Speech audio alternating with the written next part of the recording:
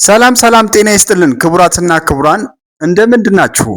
ይህ መልእክት እንግዲህ እንዲተላለፍ ያዘጋጀላችሁ የወልቂጤ ከተማ የስብና ልማትና ጥበብ ማህበር ነው። እንግዲህ እንደ አጠቃላይ አሁን በሰሞኑ አንድ አዲስ ነገር ለናንተ ይዤላችሁ መጣለሁ። እምነት ሰሚ ነው አካሉ ነኝ፣ ደራሲና ዳይሬክተር።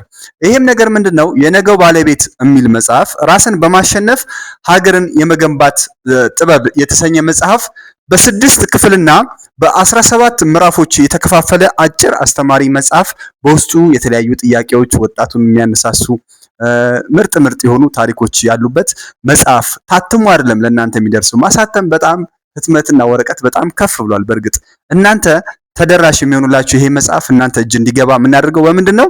በፒዲኤፍ ፋይል ቴሌግራም ቻናል ላይ እንለቅላችኋለን።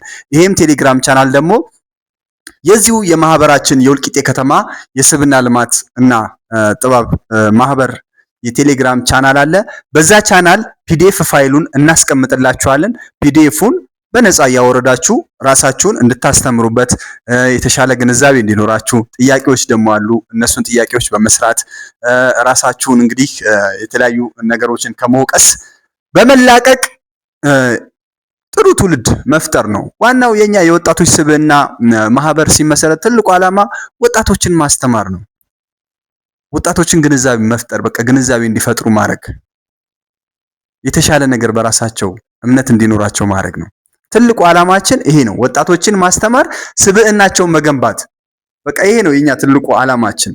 የስብዕና ልማትም የተባለበትም ትልቁ ምክንያት ምንድነው? ስብዕናቸውን ለመገንባት ነው። ስለዚህ ስብዕናቸውን ለመገንባት እንግዲህ በተለያዩ ምዕራፎች የተባሉ የተከፋፈሉ ቅድም ነግሬያቸዋለሁ። በ6 ክፍልና በ17 ምዕራፍ የተከፈለ መጽሐፍ እናንተ ጋር ይደርሳል። የነገው ባለቤት የተሰኘ አሪፍ መጽሐፍ ነው። ራስን በማሸነፍ ሀገርን የመገንባት ጥበብ ይላል። እንግዲህ ምዕራፍ አንድ ላይ ምን መሰላችሁ የሚለው የቁጣና የአመጽ ስነ ልቦና ለምን እናምጻለን ዝርዝር አለው። ምዕራፍ 2 ላይ የሱስ አዙሪትና የሞጫ በሮች ዝርዝር አለው።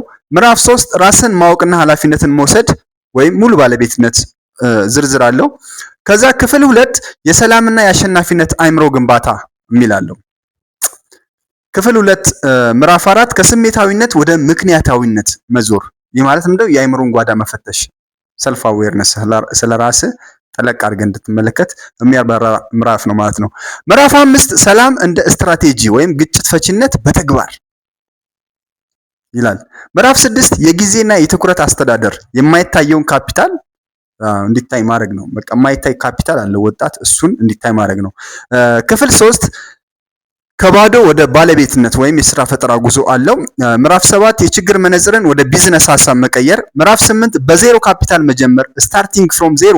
ምዕራፍ 9 የገንዘብ አያያዝና የህይወት ዘላቂነት የፋይናንስ እውቀቶችን በተወሰነ መልኩ እንድታዩ እዚህኛው ክፍል ላይ አስቀምጠንላችኋል ማለት ነው። ክፍል 4 የድህነት ገጽታና የስነ ልቦና ስብራት ይላል። ምዕራፍ 10 ድህነት እንደ ማንነት ሲቆጠር የኪስ ባዶነት ወደ አእምሮ ስብራት ሲቀየር ዝርዝር ነገሮች አሉት። ምዕራፍ 11 የህብረተሰብ መነጽር በድሃ ወጣት ላይ የሚለጠፉ የተሳሳቱ ታፔላዎች እና ፍርዶችን ዘርዘር አድርገን ማየት እንሞክራለን። ክፍል 5 የተዘጋው የቤተሰብ ደጃፍ የመገለል ህመም። ምዕራፍ 12 የከሌ ልጅ አታይም እንዴ አጥፊ የቤተሰብ የንጽጽር ሚዛንና የውጭ ጆሮ ከውጭ የሚመጡ የወጣቱ ላይ ያሉ ጫናዎችን ዘርዘር አድርጎ ለማየት ይሞክራል። ምዕራፍ 12 የከሌ ልጅ አታይም የሚለውን ካየን በኋላ ምዕራፍ 13 ከቤት መገፋት በገዛ ቤት ሸክም የመሆን ከባድ ስሜት ወጣት ውስጥ የሚፈጥረውን ነገር ዘርዘር አድርገን በምሳሌ እሱን እናያለን ማለት ነው። ምዕራፍ 14 የጎዳናው መሸሸጊያ የውሸት ማጽናኛና የሱስ ወጥመድ፣ እሱም በዝርዝር እናያለን።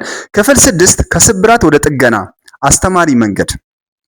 ምዕራፍ 15 የራስን ዋጋ በራስ መፈለግ ወይም ክብርን ከኪስ ሳይሆን ከስብና እንደሚመነጭ ማመን።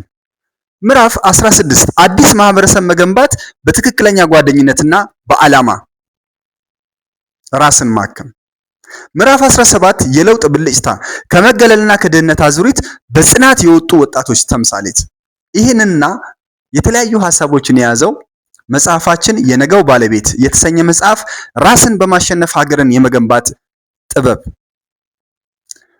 በደራሲና ዳይሬክተር እምነት ሰሚ ነው አካሉ በእኔ ተዘጋጅቶላችኋል። ይህን መጽሐፍ እንዲዘጋጅ ያደረገላችሁ የወልቂጤ ከተማ የወጣቶች ስብዕና ልማት ማህበር ነው።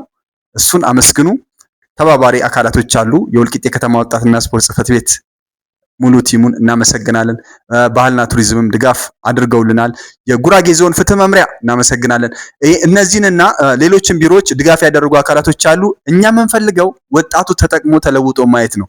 ለወጣቱ የተሻሉ እድሎች እንዲመለከት ማድረግ ነው። የተሻሉ ነገሮች እንዲያይ ማድረግ፣ ከጠባቂነት መላቀቅ፣ ከዜሮ መጀመር እንደሚቻል የባህሪን ስነ ባህሪን ወይም ስነ ምግባርን በማሻሻል ወይም ስብዕናውን በማሻሻል የተሻለ ወጣት ሆኖ ራሱን መቀየር እንደሚችል አሁን የተወሰኑ ሰዎች እንግዲህ በተለያዩ ከተማዎች ላይ ሁሉን ነገር አድራጊ ፈጣሪ ነን ብሎ የሚያስቡ አካላቶች አሉ። በቃ ተቀምጠው መንግስትን በማስጨነቅ በመሳደብ ምን በማድረግ ምናምን የሆነ እንትን በማድረግ የራሳቸውን ጥቅም ብቻ ለማስጠበቅ የሚፈልጉ ወጣቶች ይኖራሉ። ግን ስብዕና የተገነባ ወጣት አይፈርድም፣ ሰዎች ላይም አይፈርድም፣ ራሱ ላይም እንዲፈርድበት አያደርግም። የተሻለ ስራ ይሰራል። የተሻለ እውቀቶችን እየገበየ ራሱን በለውጥ መንገድ ላይ ያሳትፋል። ከኛ ጋር መስራት የምትፈልጉ ሰዎች በሙሉ ደውሉልን። አብራችሁ ከኛ ጋር መስራት ትችላላችሁ። እምነት ሰሚ ነው አካሉ ነኝ። ማንኛውም ጥያቄ አስተያየት ካላችሁ መጠየቅ ትችላላችሁ። አመሰግናለሁኝ። በሌላ ቪዲዮ እስከምንገናኝ ድረስ አብራችሁን ቆዩ። በቅርቡ መጽሐፉ በፒዲኤፍ ይለቀቅላችኋል። እንደምትወዱት ተስፋ አደርጋለሁኝ። ይመቻችሁ። ቻው